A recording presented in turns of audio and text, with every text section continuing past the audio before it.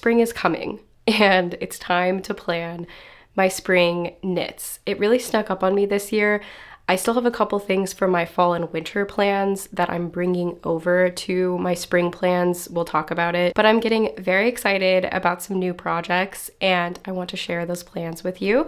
I consider seasonal knitting to be knitting for the next season. So during the spring, I'm knitting what I want to wear in the summer because realistically, even a summer top is going to take like a month or 2 or 3 to finish. But I do still like to knit kind of my regular things throughout the entire year. Sometimes in the heat of the summer, I won't be knitting sweaters, but generally throughout most of the year, I do like to knit full-size sweaters. So I do have a couple of those in my plans. So I have my basket full of fun things to chat about, and let's get into it. The first plan that I'll talk about is a category because I haven't nailed down an exact pattern yet, but I would like to make what I'm calling a summer polo, basically a summer t-shirt with a collar. So not really like an actual polo style, but just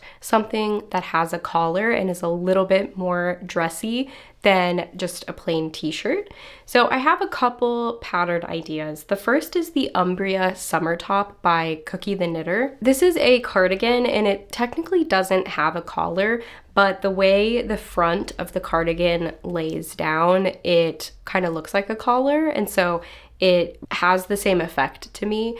And so I'm really strongly considering this one. It's a raglan style and it's in this like broken rib that I really like. It's very popular. It has over 1,000 projects on Ravelry, but this is a designer I've not knit from before, so I think it would be really interesting. I see their designs a lot and would like to see what their patterns are like.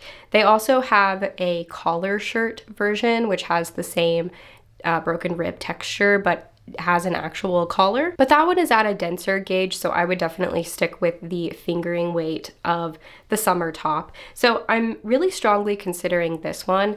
One thing I do want to note about it is I've seen on people's projects that the button band tends to gape open, and that might come down to the fiber that you decide to knit this with. The sample is knit out of silk, and I saw a lot of people choosing to knit theirs out of silk as well, so that might contribute to the gaping, like the fabric just doesn't have enough structure to hold that button band up. It might also be the way the button band is constructed, I'm not quite sure yet, so if that does happen to me, if I make this, I will probably sew the button band closed. I saw a couple other people do that, and this is a top that I would most likely wear buttoned anyway, so I don't think it would be that big of a deal to just sew it closed. But I would keep the look of the button band with the buttons on it because I like that. Another pattern that I'm considering is the Tuileries Polo by Sumin Kim. This one does have an actual collar and it has a button placket like you would find on a polo shirt. Something about the drop shoulder with this style, like it looks a little bit off to me, but I do like the texture. So let's talk about the yarn. I don't have it with me, but I ordered it just a couple days ago. And I am going to knit this out of the Knitting for Olive Cotton Merino. This is a yarn that I've been wanting to try. I have another cotton merino yarn that I'm going to be knitting with this spring. I'm definitely interested in these cotton merino blends. I think that they strike a good balance for me because I typically don't wear hand knits, even like straight linen or straight cotton.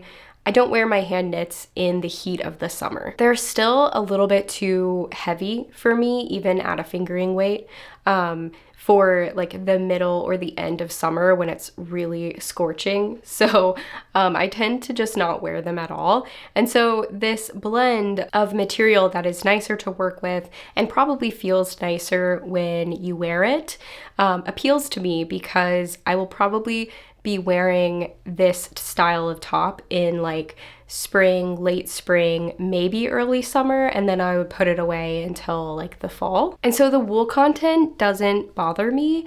I know some people wear wool in the middle of summer. I am not that person. So I picked a color combo for this because I don't actually want to knit it in just a single color. There is a top by Rag and Bone that I've seen for a while. And actually I first saw this on Only Murders in the Building. Selena Gomez wears it. And I really like the pinstripes, like the really thin stripes with this texture on a polo. So I've decided on 3 colors. The main color is going to be the Blueberry Ice Cream, which is this nice like periwinkle blue. And then I'm going to stripe it with red Currant. And then on either side of the bright red stripes, I am going to do some more stripes of this like mouse brown color, this like gray brown called Mole. I guess I could have just said mole brown. But I really like these 3 colors together. It took a really long time to figure out what color combo I wanted to go with. Of course, I'm going to swatch and see if I actually like it with the yarn, but I think it's going to be really cool. Okay, this next one also features a cotton wool blend yarn that I have not tried yet. But I do have the yarn for it because I planned this in my fall knitting plans and I just never got to it. This is the Violetti by Ronya Huccoletto, and it is a gorgeous colorwork yoke with 2 contrast colors. And it is designed as a t-shirt. I could definitely see myself wearing a long sleeve beneath it in the fall and winter. But it uses the wool cotton blend yarn. This is the yarn that it calls for. It's the BC Garn Bio Balance. So I think it'll be a nice like transitional shirt to wear. And the contrast colors I've chosen are this bright orange. This is from Trilogy yarns. I will have the colorways on the screen, and then this lighter pink, which is an old MadTosh that I had left over in my stash. So I thought that these would pair well together with the black. There's a good chance that you've heard me talk about this, so I will not go on and on.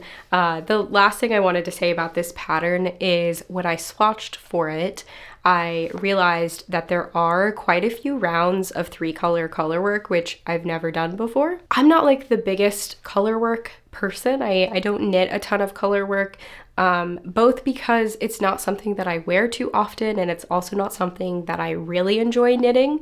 But every now and then I do like to cast on a colorwork sweater and I do like the experience. I just don't want to be knitting it all the time.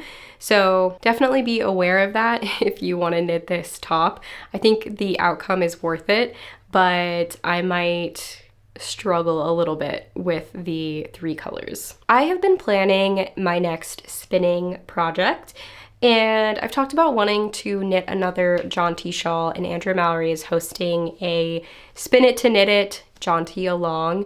And so I've decided to spin for my second jaunty. I'm combining 3 braids, one of which is a half size, so it's 2 ounces.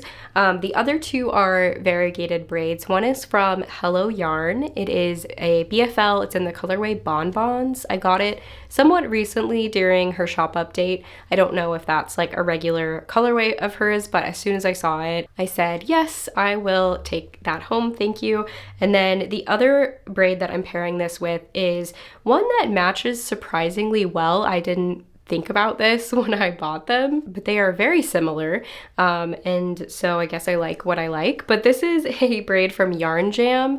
It is in their Confetti Tweed, which is a Shanico. Shanico is a blend of Merino and Rambouillet, and it's kind of taken over the spinning world. I'm not sure how I feel about it yet.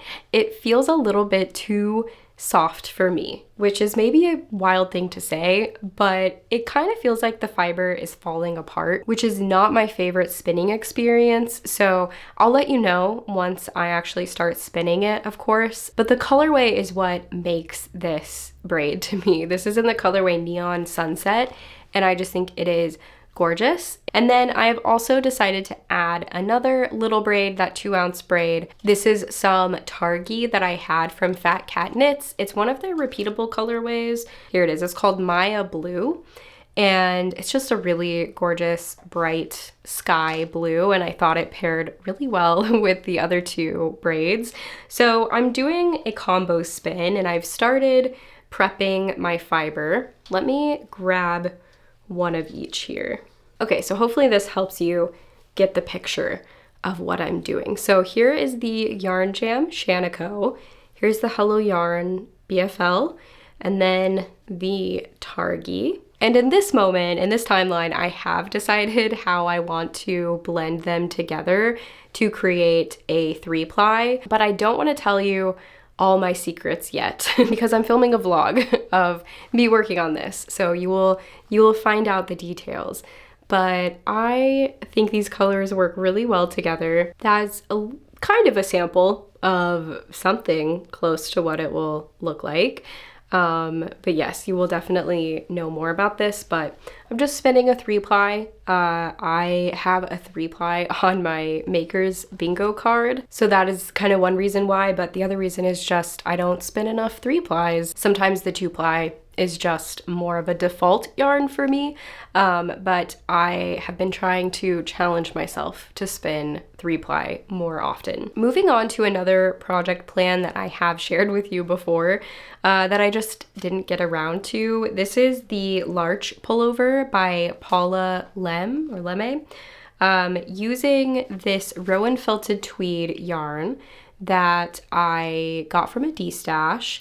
And as soon as I bought this, I remembered that I don't love felted tweed. It has 25% viscose/rayon in it, which I don't love. And it also has alpaca that creates a lot of these like longer fibers that kind of stick off of it. That plus it says it has merino wool, but this doesn't really feel like merino wool to me.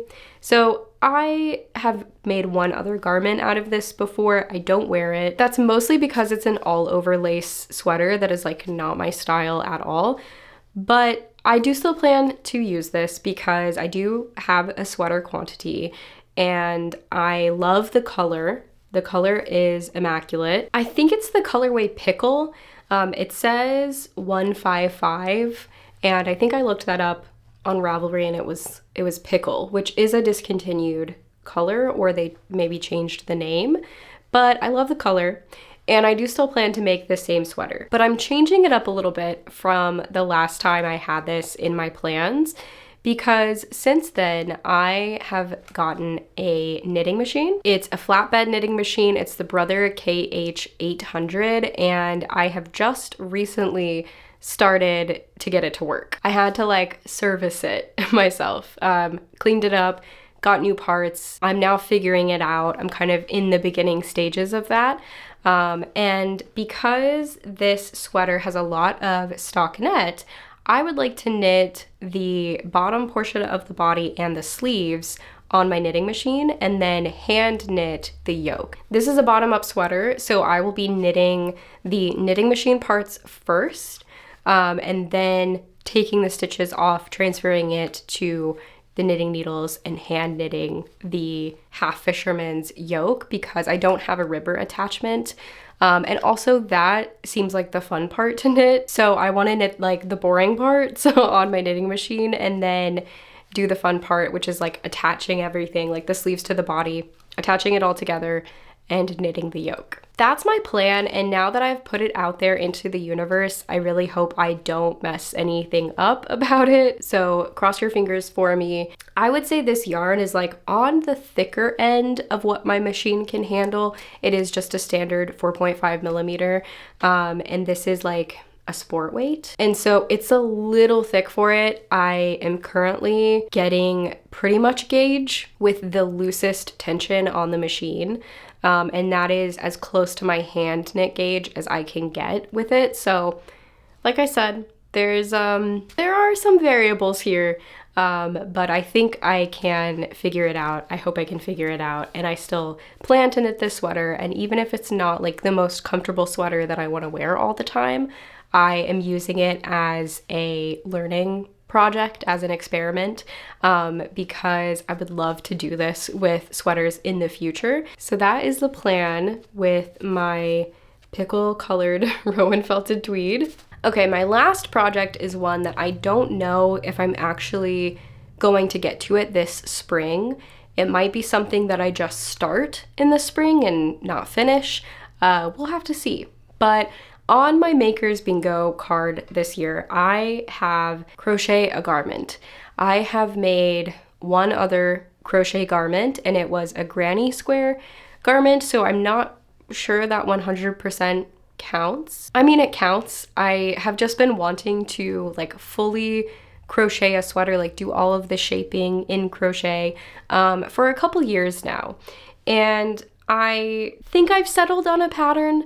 I'm not 100%, but this is the Rockmore. It's by Anna D. It's in the Pom Pom magazine, and this pattern is in an issue that I have.